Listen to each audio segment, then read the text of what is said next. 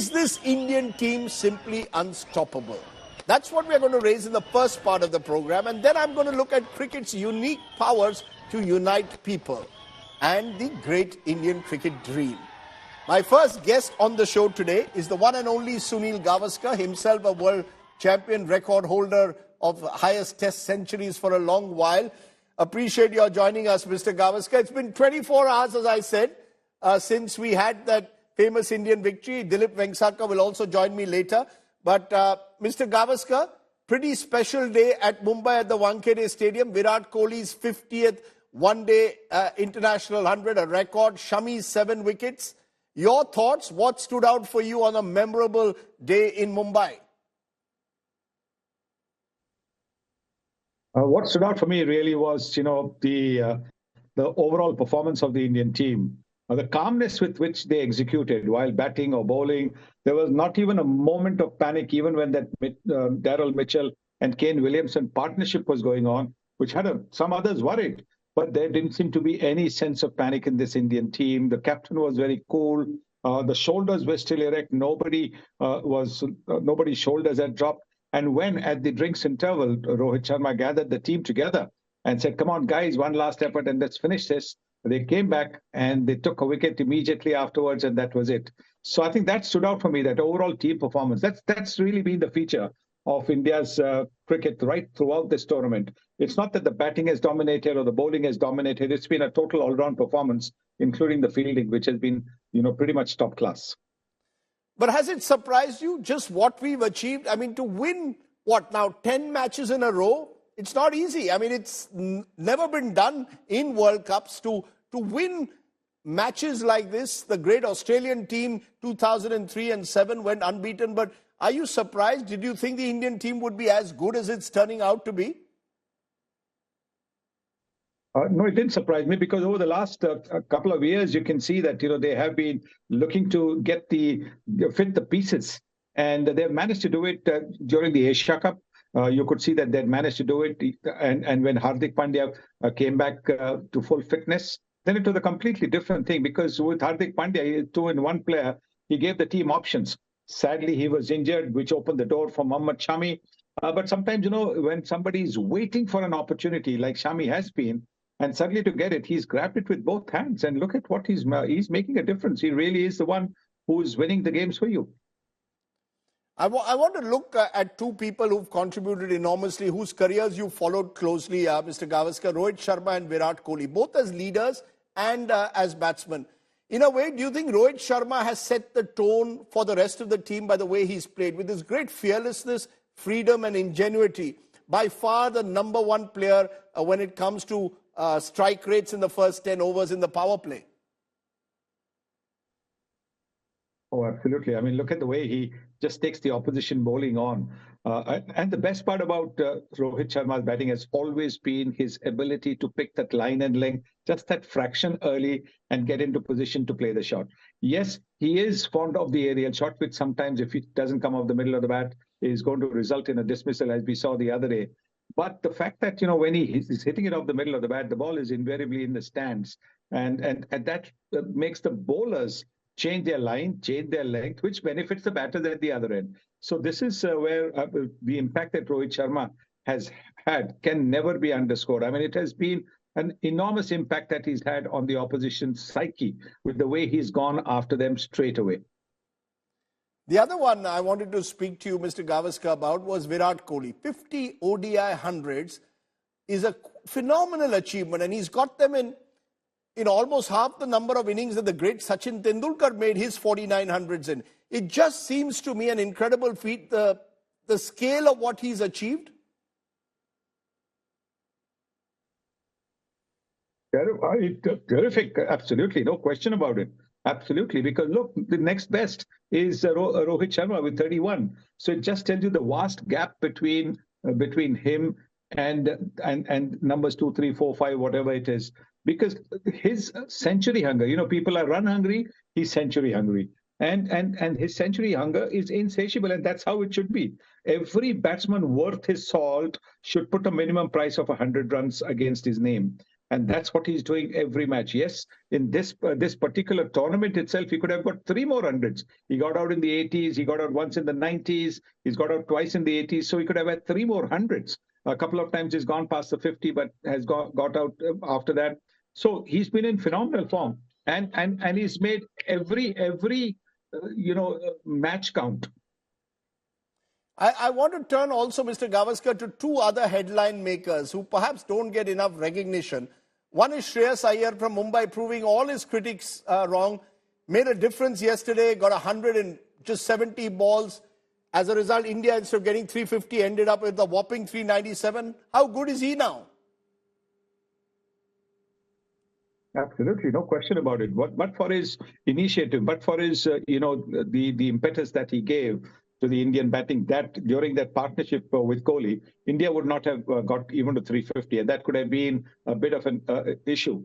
But his batting, taking the bowling on and then going on after 100, hitting those big sixes, Rahul coming and batting the way he's did. So look, I think this is what I'm saying, that over this entire campaign, while the focus has been on one man, the others have come in and made telling contributions, which is the reason why this Indian team is looking unbeatable. The other day, Mr. Gavaskar, also, someone mentioned our bowling. We are known to be a country that treats batsmen as gods. But it's the Fab Five of our bowlers in each match. Someone or the other seems to deliver. Yesterday, it was, of course, the incredible Mohammad Shami. There seems to be something special about the likes of Shami and this pace attack in particular. We've never seen anything like this. Very special. And they're all different. Different in the sense when you see somebody like a Bumrah coming in and bowling, with an action which is probably not in the coaching books, but so effective. And now he has added the outswinger to his repertoire as well, which makes it even more difficult to score off him. Then the straight seam bowling of Mohammad Shami, the accuracy with which he bowls, the pace with which he bowls, and then the big heart of Mohammad Siraj. So that has really kept the opposition batters on tenterhooks. Yes, there will be the odd partnership, but they have been the ones who have come back when there's been a partnership and struck. And in the middle overs, you've had Ravindra Jadeja and Kuldeep Yadav not just stopping the runs, but taking the wickets as well and setting the opposition back. So it really has been an attack to remember. Batters generally, in a tournament, batters might win you the matches, as we saw with the Maxwell scoring the runs that he did. But it is, at the end of the day, it is bowlers who will win you the tournaments.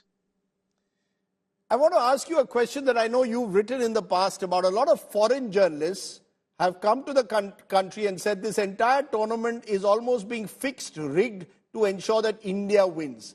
What do you say today to those who seem to have these conspiracy theories that everything is being fixed from pitches to the playing conditions?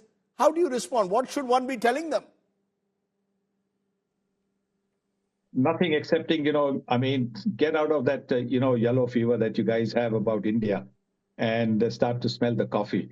And when you talk about coffee, not the Brazilian coffee, but the Nilgiri coffee, start to smell the coffee.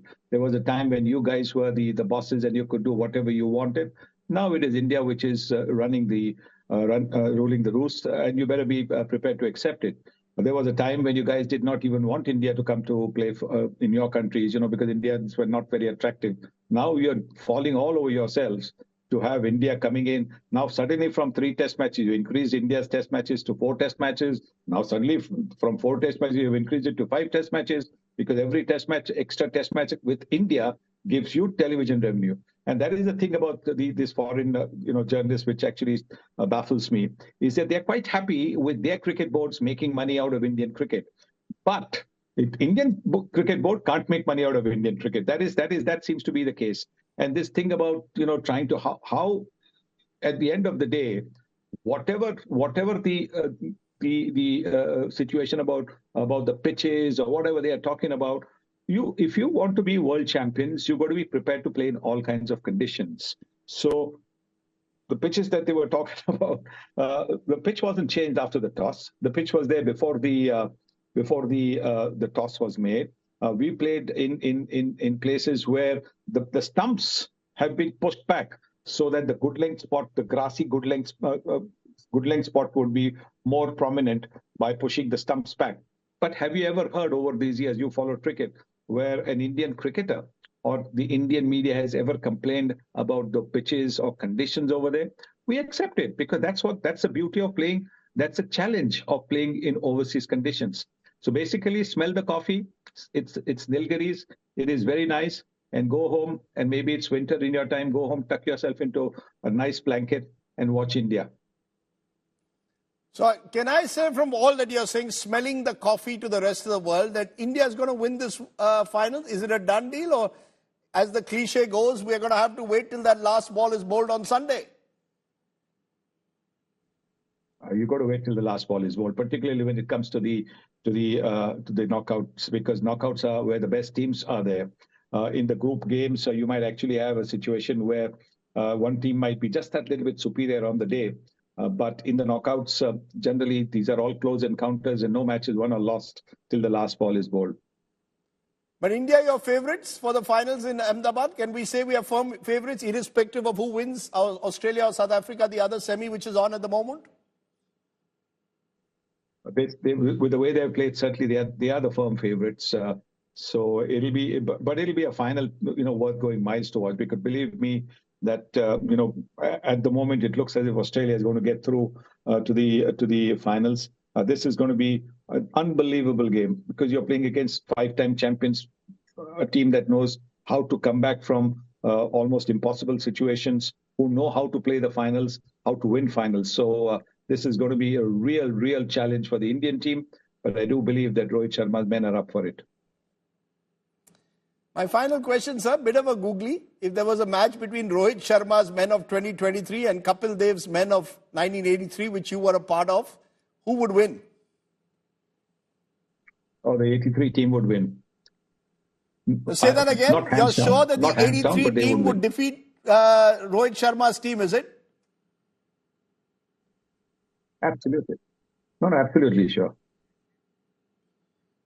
Well, Mr. Gavaskar, that's a big call. The men of 83 will defeat the men of 2023. Either way, we'll wait and see what they do on Sunday. But for now, for joining us and setting the stage for this special, thank you very much, Mr. Sunil Gavaskar, telling the Western press in particular to smell the coffee. Nilgiri's coffee, as he added there. Okay, remember now, in amidst all this coffee that we're talking about, two cricketers who are like wine are Virat Kohli and Rohit Sharma. They're just getting better with time. Virat has reached where no other one-day batsman ever has, and Rohit Sharma is just terrific at the top. I want to go to someone now who's seen both of them rise over the years. Dileep Vengsarkar, legendary cricketer, stand named after him in Mumbai, is someone who, as chairman of selectors, spotted their talents. You must be particularly proud of what we saw yesterday, Mr. Vengsarkar. Thank you for joining us. You gave Virat Kohli that first chance in 2008, spotted him. What was so special about Virat when you first saw him? Yeah, actually, I watched Virat in an under-16 tournament in Calcutta against Bombay. And he was very impressive. I think he showed a lot of maturity. And of course, Mumbai lost that match, but very narrowly. And Virat had scored something like 60, 70 runs. But he was extremely impressive. He was very mature for his age. And the way he executed his shots were absolutely out of the top draw. They were top-class player. Then, of course, the under-19 also was the World Cup. This is a World Cup which India won. I think Virat played brilliantly. He led the side from the front, especially against Pakistan. I think he showed excellent temperament. Then we picked him for the Emerging Players Tournament in Australia. The winner of the Chairman Selection Committee. And other teams, they had test cricketers, but we had picked under 23 players because we wanted to just build a very excellent bench strength.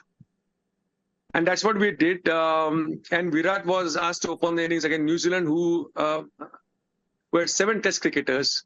And they had scored 270 runs. And Praveen Amre was the coach. I still remember I was there.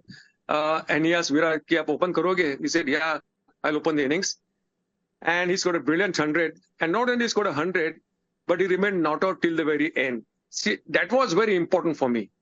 I think he won the match. I think he could have, no, I think got excited after scoring 100, but no, I think he batted till the very end, and he scored something like I think 123.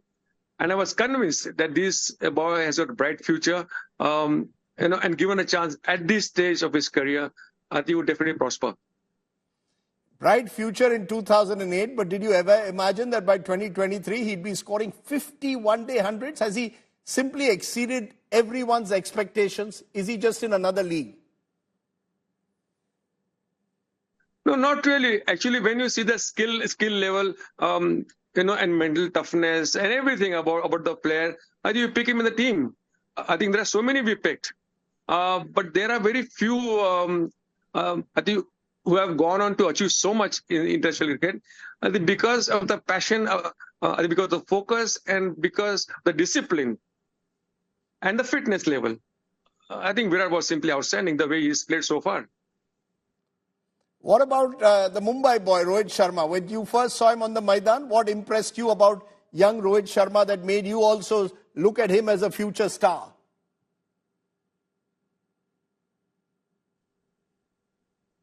See, that time I was with NCA as well. I think we used to spot talent and groom them in NCA. And Rohit Sharma, I think was one of them. I think he was 17 years of age at that time. And I had convinced the Bombay selectors then that we should pick him in the team, but they had not seen him. I had seen him in NCA, and he scored an excellent 100 against some team. I don't remember now. And I was convinced that he's got talent, but how he develops later, I don't know. The thing is that I think Bombay was playing against Australia. They had CCI, and I want him to play that game.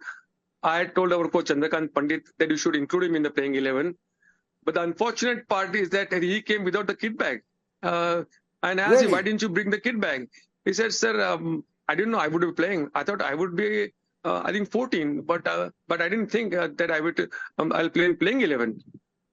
And Chandu was livid. I said, I told Chandu, I said not to scold him. He's a young guy. I'm sure once he gets the opportunity, I think he will bat very well. But he missed out on that opportunity to play against Australia for Mumbai. And then later on, of course, he played at Mumbai and scored an 100. And after that, I think he never looked back. He was simply outstanding. But again, potential is one thing. Realizing it, Mr. Vengsarkar, is another. The Rohit Sharma that we see today, scorer of double centuries in one-day international matches, someone who terrifies fast bowlers with just the way he plays his shots. Did you think that he would reach this level again? See, Rohit Sharma was languid basically. I think he was, of course, he was focused in this thing, but I think I think he had a bit of a laid back attitude, as you say. Unlike Virat, because Virat was there in the face, he was aggressive, he was positive. Rohit Sharma, the tremendous talented player. There's no question about his talent. His skill level and mental toughness is superb, and the way he executes shots is absolutely amazing. Because short ball the way he faced, I think against all the fast bowlers in the world, I think he picks the length very early, and he hits them into the stand straight away. Of course, I think Rohit Sharma did very well in the IPL as well. I think he won the IPL championship at least 5-6 times, and that must have given him a lot of confidence.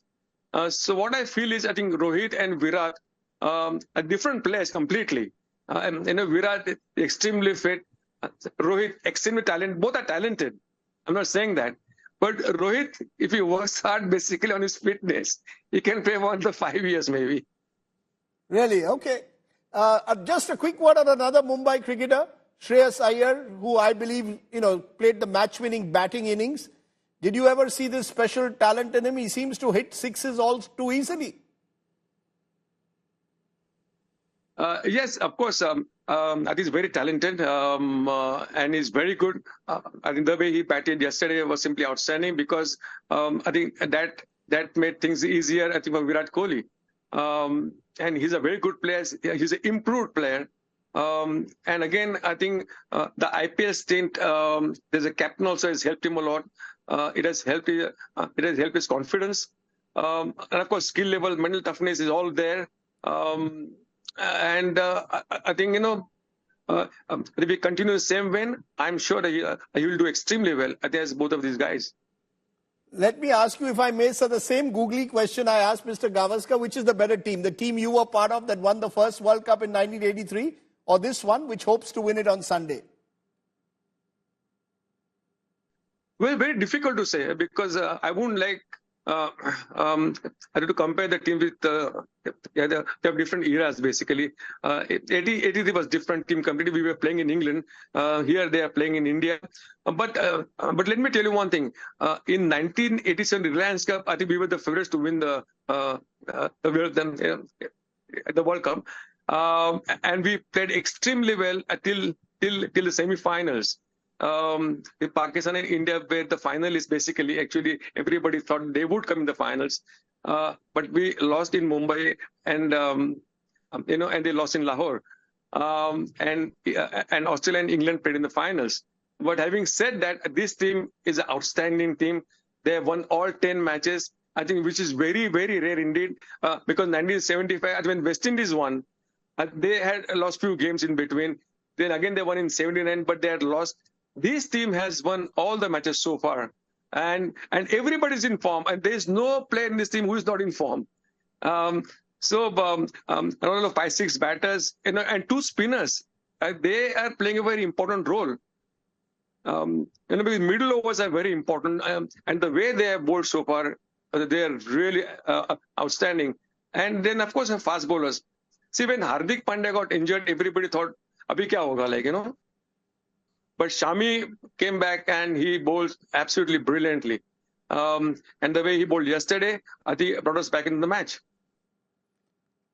Mr. Vengsarkar, for sharing those personal stories of the rise of Virat and Rohit and so much more, I appreciate you joining me too. Now, at the end there, Mr. Vengsarkar mentioning the Mohammad Shami story. An injury to Hardik Pandya meant that Mohammad Shami entered the picture. My daughter, after the match, asked me, how does someone from Amroha, a small village in Uttar Pradesh, then go on to these heights? Well, the truth is, Mohammad Shami is one of the stories of our times, truly inspirational. From the small town, rising up to the very heights, to now becoming the fastest to 50 wickets in a World Cup and the first to take 7 wickets in a match. I want to look now at Mohammad Shami's story, and then we'll look at just why this sport is such a great unifier. Take a look. So does sport represent the best of India? Is Indian sport simply, Indian cricket simply the great Indian dream today that unites the people of this country? Joining me now to answer that question are 4 very special guests. Suresh Menon is one of India's leading cricket writers, has written some wonderful biographies. Shishir Hatangdi is president at My Sports and former Mumbai cricket captain. Rahul Dikuna is ad man, the man behind the Amul ads. Remember the Shami semi-final posters that have come up? That's Rahul's creation. And Mudar Patheria is when he's not dabbling in the markets, writes beautifully on cricket, including a lovely piece today on how cricket unites the country. Therefore, let me start with you, Mudar, for a moment, because is that how you see it? That cricket is this great unifier? Mohammad Shami from Amroha goes to Bengal, gets his opportunity, and now shines on the stage, on the brightest stage. We don't see him as an Indian Muslim, but a proud Indian citizen. I think in a country where we are divided on virtually every aspect, every point, and every reality, I think cricket is not the biggest unifier. It is the only unifier. You may disagree that Shah Rukh Khan probably looks old, and I might say, no, I think he looks extremely young. He looks like a 25-year-old. You may still say that Salman looks young, and I may say he looks old. But on cricket, there is absolutely no dissension. We are all on the same page. So I think it's the biggest and possibly the only national glue that we have today. Very interestingly put. Rahul Dikuna, when you put out these ads on cricket, you can sense your love for the sport. Is it part of what Mudar says, that this is a sport that unites us, much like Amul butter does? Amul butter is in every Indian household. Yes, no, absolutely, Rajdeep, absolutely. I have a slightly, I mean, there's no doubt that, I mean, we were just rejoicing, and I'm 50%, 70% sure we'll win on Sunday, okay? But I do believe, Rajdeep, if you just go back slightly, for many, many years, we loved cricket. We love cricket. I think what has unified us tremendously are the players. Mm-hmm. I think Sachin was the first big superstar that unified. We just loved him. We just loved the way he batted. Dhoni, I think, did a huge service in making that glue stronger. And I think Virat basically has sort of made us has made us feel that as a country, not only can we win, but we can stand up to the opposition. I mean, too many teams in the past, Rajdeep, were fabulous players, but didn't sort of shied away from confrontation.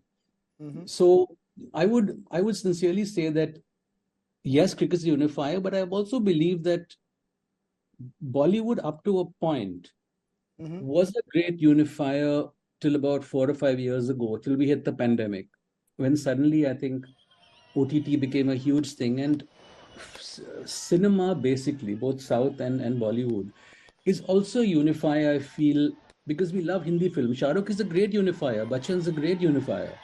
Mm-hmm. So I know that we have a great feeling about cricket, and I'm praying that we win on Sunday. But I think sport is a huge unifier. The Asian Games, we had so many victories. So I think the Indian basically is finding for something to take him out of his life. And so any victory, I feel, is unifier. Let me take what you said in a moment to Shishir Atandi, because Shishir, you played cricket in the 80s when India was just about rising as a cricketing power, one would say the 70s and 80s. Now we're expected to win. Is there a self-belief that defines this generation of cricketers with these wonderful stories? The stories of Shami, of a Kuldeep Yadav comes again from Kanpur, rises to the very heights. Each of these cricketers has a story to tell in a way. Is this about self-belief, about aspirational India at work? Yes, Rajdeep. I think what has changed from my time when I watched Indian cricket, we were a little shy. We had a sense of inferiority because we were not up to the dominators of world cricket. And now what has changed primarily is, I think cricketers have become financially stable. That comes with the IPL, of course, and the fact that they've got enough in the world, in the bank, to believe that they can look up anybody in the eye. And of course they have the skills, they have the training. The game is spread across India, not only to the metros in my time where it was Mumbai, Bombay, Calcutta, Madras, Bangalore. It's gone into the rural part of India, and everyone has a story. Everyone aspires because they've seen stories like whether it's a Shami, whether it is the Pandyas, whether it is the non-metro cricketers to come up and make themselves be counted on the world stage. And I think the confidence comes from the fact that they've also been playing the IPL for now 15 years.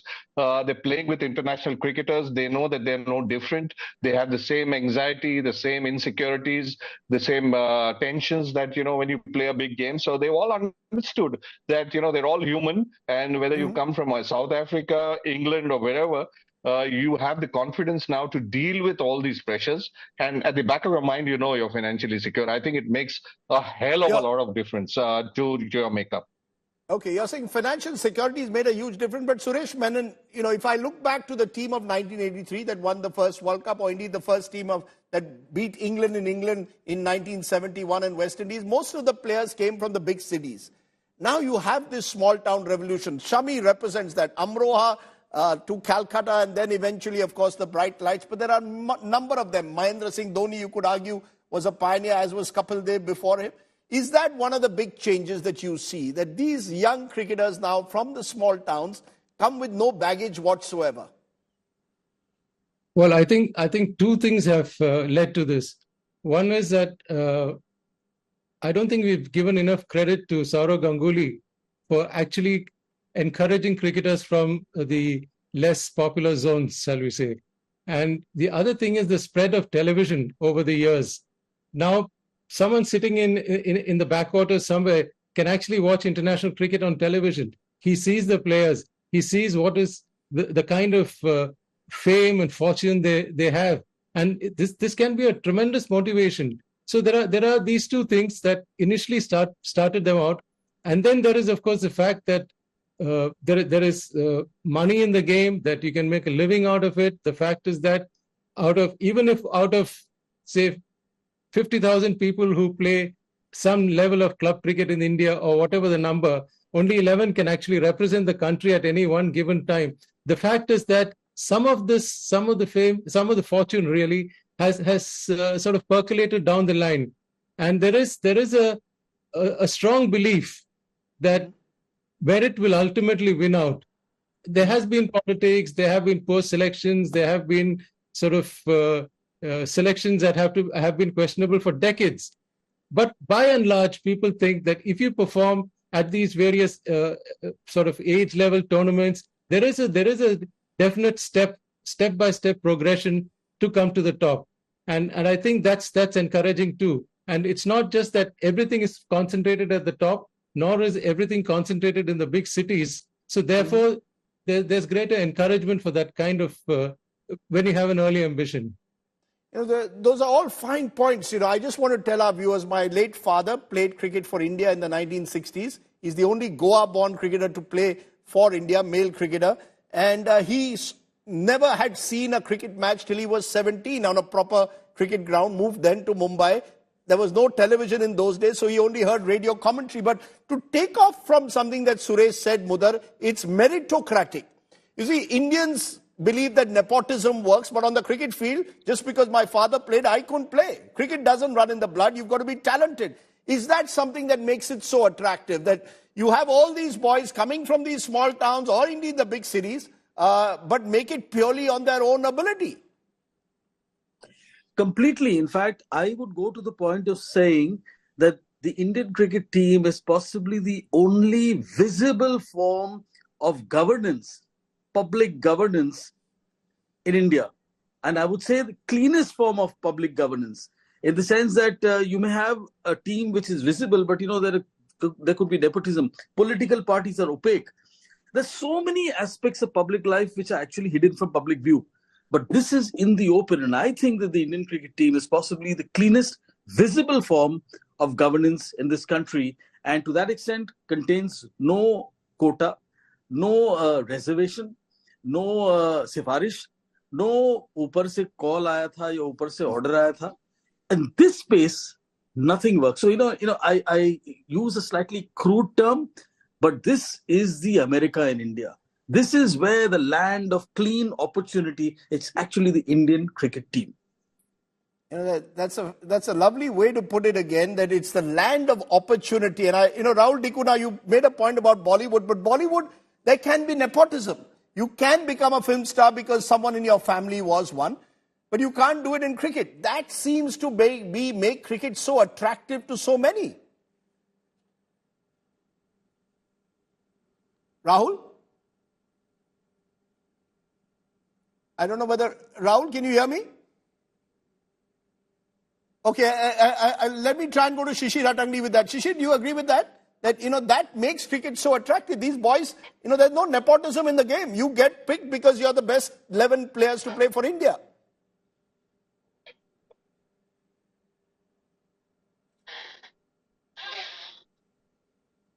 Okay, we're having a problem with both Rahul and Shishir's line. Let me try. Suresh, you want to take that question? Yes, Rajdeep. I think that is largely true, particularly at the top level. I mean, the fact is that anybody can pick 15 players for the Indian team. I mean, my maidservant can do it, because if you follow cricket for a bit, you know exactly who the 15, 20 players are who are worthy of being in the national team. Then the rest is fine tuning.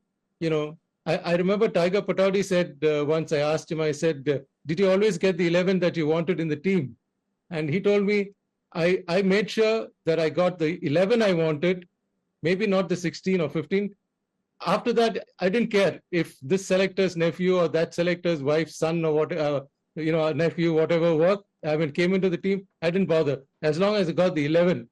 So the fact is that even at that time, when he was basically telling me that not all selections were fair, he still had the fairness to say that, but I got what I wanted. And I think currently most Indian captains can actually say that. It wasn't always true, but I think it's true today. I think Indian captains get the team they want. And that's a huge difference from the past.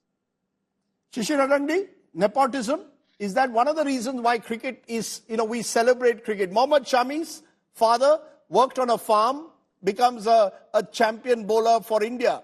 And I can go on and on with lots of stories of these young players who've shone simply because of their talent. And the talent is now spotted, which is part of the structure that we have, which say Pakistan, which has a lot of talent, loses out in. Do you agree that structure that promotes meritocracy, at least at the top level, is what makes it so attractive? Absolutely, Rajdeep. I mean, look at. We won't be talking about farmers and auto rickshaw drivers, etc. If the performances weren't there. These make great stories only once you perform and bring so much glory to the country with your performances. And I think what has happened is your domestic structure is so robust. You have enough talent scouts. You have enough opportunity for yourself to shine, for yourself to express your talent, and then you have the IPL. So you have every stage of your career, there is an opportunity, and you cannot be ignored. I just believe you cannot be ignored if you're doing well in today's times. And that to me is the biggest difference. Today, the stakes are so high at the international level. You will not find any player making it to the Indian team unless he's got something to show in his CV as a cricketer in terms of his performances. And that to me has been the biggest change from the good old days where, you had the odd guy going on a tour, on a holiday, and coming back saying he's an India player. That won't happen anymore because, a lot is at stake, and every move of every player. I mean, Mohammad Shami, to be honest, wasn't even in the 11 in the start of the World Cup. And look what you're talking about. We're talking about a journey that is going to probably give India a World Cup in the next couple of days. Right.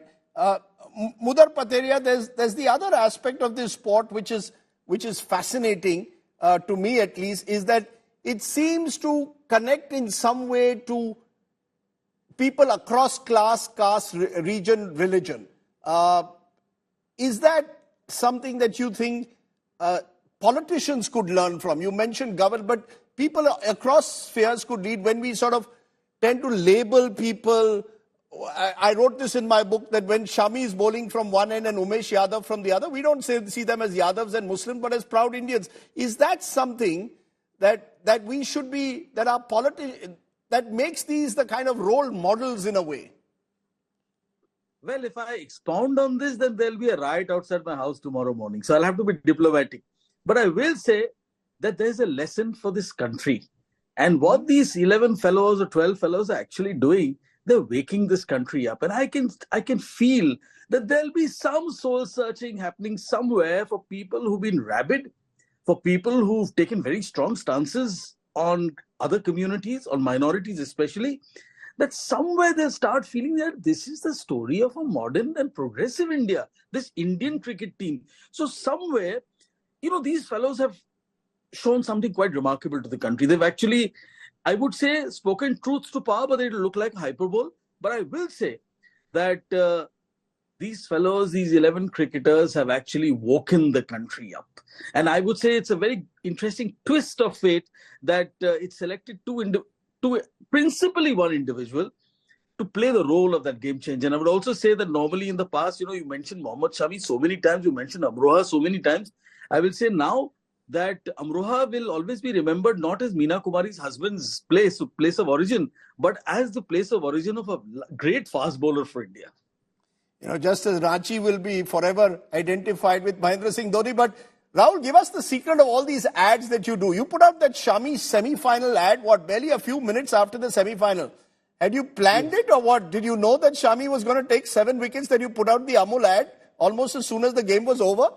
So here's the truth, Rajdeep. Here's the truth on national television.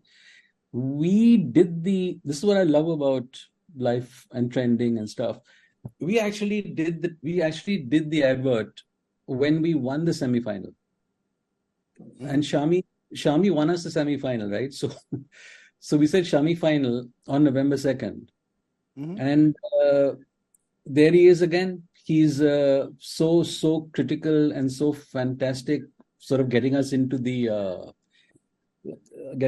final. So it just seemed like prophetic in a way, that it was. He's not single-handedly, but his bowling has just been so incredible. And what amazes me is the feeling that people have about this man, because he really is an underdog. He's really personally been through so much. And there he is. He's just getting wicket after wicket. There's an expectancy, Rajdeep, when he comes into bowl. Right. I've never known a bowler who has that kind of... He doesn't even have swag. But just when he comes on, it's the same expectation as when Kohli comes into bat. And I've never seen that in a bowler. And it's a remarkable feeling, actually. You're quite right. And I want, Suresh, you to then sum it up, because you saw cricket from the 60s, 70s to today. We've spoken about self-belief, about aspiration, about financial security, about no nepotism. How would the generation of cricketers, you used to speak to the likes of Patodi and others, how would they see this team? Would they believe that these are spoiled kids who get too much money too soon, or would they see them as proud flag bearers of that tradition that began in the 60s and 70s? Well, if you want an honest answer, I think both. I think some of them will see them as spoiled, rich brats. Others will see them as a natural progression from their period. A Tiger Patodi today will see this Indian team as something that seems to be a logical extension of the kind of work that he did. And I think it's important. I mean, you asked earlier about how cricket is a great unifier. I think it's also important to remember that whatever is a great unifier, whatever unifies people so strongly, is equally capable of dividing them equally strongly. You remember what happened after 71. You spoke about 71 earlier when we won in the West Indies, and they put up this huge bat as a memento. And then we lost in 74 in England 3-0. And then there were enough cricket lovers in inverted commas to deface the bat, because they thought now they had defaced cricket. And I feel that it's going to be a great match in the final in a few days from now. But I have only one sort of request to the huge millions of cricket fans, thousands of whom are going to be in the stadium. All I say is there are two teams playing out there. It's fantastic to cheer the home team. It's great to get very excited by Virat Kohli and Shami and Bumrah and all of them. But please remember, there are two teams. The other team is also deserving of cheers. They're also deserving of claps and whistles and the works. You watch when a batsman scores a boundary against India, you listen to the deafening silence. I think there's something wrong there. I think there's a cultural mismatch there. We are great lovers of the game. We are great lovers of cricketers, but are we great lovers of cricket? And I think that's something to ponder over. That's right. Crowd behavior can be fickle. Remember, people were calling for Virat Kohli to retire from the game not too long ago. Rohit Sharma was being questioned. Shreyas Iyer was suggested was not good enough. And it's all changed. That's what sport does. And unfortunately, at times, as Suresh put it, we love our cricketers and not cricket.